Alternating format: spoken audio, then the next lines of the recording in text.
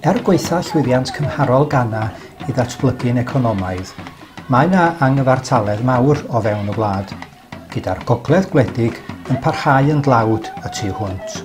Ac yn yr ardaloedd hyn, y mae gwaith cymorth Cristnogol a'i bartner Send Ghana yn holl bwysig. Yn enwedig y maes iechyd mamol.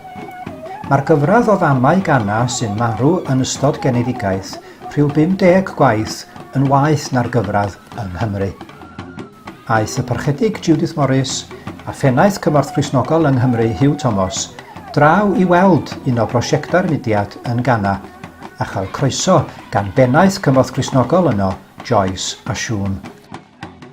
Mae 2 brif agwedd i'r ffordd y mae Send yn gweithredu. Maen nhw'n dysgu cymunedau ynglŷn ag ymarferion iechyd sylfaenol ac maen nhw'n rhoi'r cyfle a'r grym i bobl wella i bywyd eu hunain.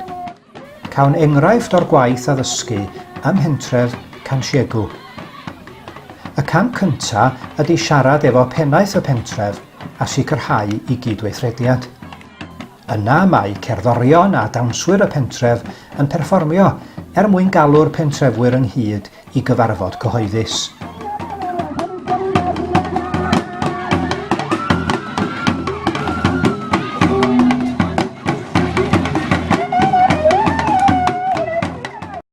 Mae'r pentref i gyd yn ymgasglu mwyn gwrando'r negas. Yna bydd gweithwyr a elwyr yn bencampwyr y gymuned yn anerch y dyrfa ar wahanol agweddau o iechyd mamol, gan gynnwys glanweithstra, addysg ryw a gofal cyn geni, ac fe ddefnyddir y llyfrau lliwgar hyn mwyn trosglwyddo'r negas.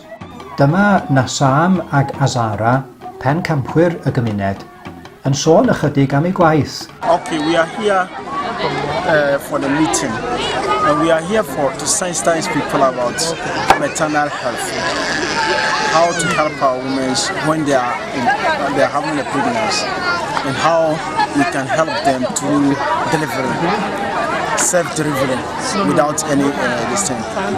So, yes. And what are the changes you've seen from doing this? We can say that they are now going to the hospitals regularly. Some time ago, they used to wait maybe about 4 months, 6 months before they start the antenatal care system. But now, after exactly 1 month, they are going. So the changes is really improving. And how do you feel about your work as community champions? Oh, it's good. It's good. And we are also learning. Yeah, we are learning through that thing. Yeah. You're learning through it. Un o strategaethau iechyd Ghana ydy darparu clinica, y CHIPS fel y gelwir hwy, Community Health and Prevention Service. Ar rhan o waith Send ydy addysgu cymunedau am fanteision y gwasanaeth yma, a hynny mewn diwylliant lle mae arferion a meddyginiaeth draddodiadol yn dal yn boblogaidd. Dyma Hugh Thomas yn holi un o weithwyr CHIPS pentref Mempesa. I do outreach home visits 94 times to see. That's what we normally do, just to help the people. And what are the things you say and tell the community when you do the home visits? We normally intensify on their personal hygiene, early reporting for maternal records. If you are pregnant, then you should report early to the facility. And if there is necessary for us to refer you to high level, maybe for scan or anything, we'll do that to them so that everybody will be happy in the community. And then as we Send Ghana came to this community, we had about 40 deliveries, and most basically 0.5 is home delivery. Because we don't, especially the Fulanis who are in the bush, we do home visit to them so that you don't know that this person has delivered. But although I do use my motorbike, although we don't have midwife there, but I use my motorbike to carry them to the other facility for delivery. After that, we carry them back. And before you were here, before this facility, none of that was happening? No, it wasn't happening. Ydy, mae'r rhai merched beichiog allan yn y wlad yn cael eu cludo i'r clinig ar gefn motobeic. Dychmygwch y peth mewn difri. Mae'r gwaith a wneir gan Send yn gwbl allweddol.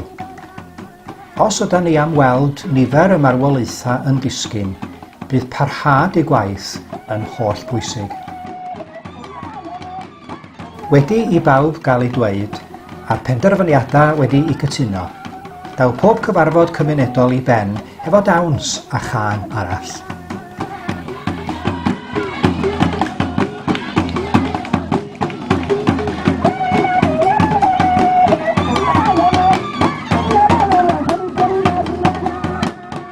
Mae gwaith Send wedi i'w wneud am un diwrnod arall, gyda'r gobaith y bydd cyflwr bywyd y to sy'n codi yn gwella'n sylweddol, ac efo'ch cefnogaeth chi, bydd hynny yn bosibl.